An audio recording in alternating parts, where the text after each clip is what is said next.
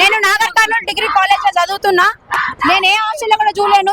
నా పేరు ఒమేగా. నేను సెకండ్ ఇయర్ చదువుతున్నా, ఆర్ట్స్ చదువుతున్నా. ఇక్కడ మా ప్రిన్సిపల్ ని సస్పెండ్ చేయాలి. మాకు ఇది ఒక్కటే. ఆమె సస్పెండ్ అసలు ఏ కాలేజ్ లో పోయినా, ఆమె ఏ కాలేజ్ లో పోయినా ఈ కరప్షన్ ఆపదని మాకు అర్థమైంది. ఇంత ముందు కూడా సూర్యాపేట కాలేజ్ లో బీర్లు తాగుతున్నారని చెప్పేసి ఇష్యూ మీ అందరికి తెలిసే ఉంటది.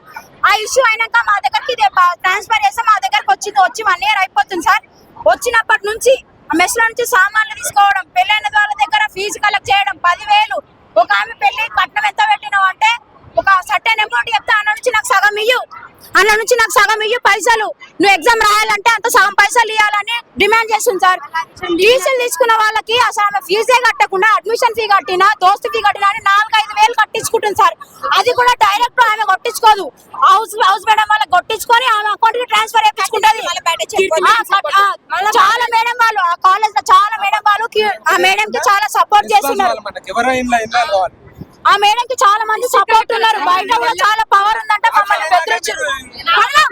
ఇంకోటి ఏమనంటే మమ్మల్ని అన్నారు, నా మీద కేసు పెట్టుకోండి, ఏం చేసుకుంటా చేసుకోండి, నేను కూడా ఎస్సీనే, నేను కూడా మాదిగానే, నేను కూడా అంబేద్కర్ బిడ్డనే అని ఆమె అన్నది. మేము కూడా అంబేద్కర్ బిడ్డనే, మేము కూడా వేసలేము.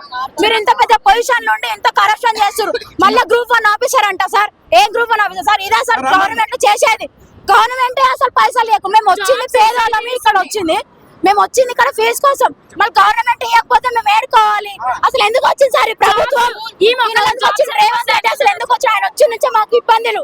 అసలు గవర్నమెంట్ ఏం చేయాలి సార్? మా గవర్నమెంట్ వాళ్ళకి పైసలు పంపించాలి. ఆయన పంపాడు. ఆయన ఎందుకు వచ్చిండో కూడా మాకు తెలియదు సార్. అసలు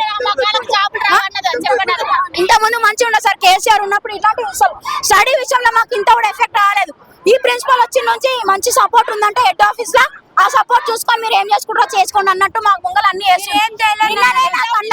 నిన్ననే నా కళ్ళ ముందు 2 బస్తాల సామాన్లు మెస్ నుంచి తీసుకుపోయారు. మా దగ్గర ప్రూఫ్ ఉన్నాయి సార్. సస్పెండ్ అవుతున్న ప్రిన్సిపల్ ఆ ప్రిన్సిపల్ ఏ సొసైటీలో కూడా ఉండొద్దు సార్. ఏ సొసైటీకి పోయినా ఈ కరప్షన్ ఉన్నాయి. మాకు వచ్చిన మటన్ ఆమె తీసుకొని ఫ్రిడ్జ్ లో దాపెట్టుకొని ఇంటికి పోతుంది సార్. మాకు వచ్చేదే 20 kgs, 400-500 మెంబర్స్ కి 20 kgs మటన్ వస్తే ఆమె నుంచి 5 kgs మటన్ తీసుకోవద్దు. ఫ్రిడ్జ్ లో పెట్టుకుని నా దగ్గర ప్రూఫ్ ఉంది. సామాన్లు తీసుకోవద్దు.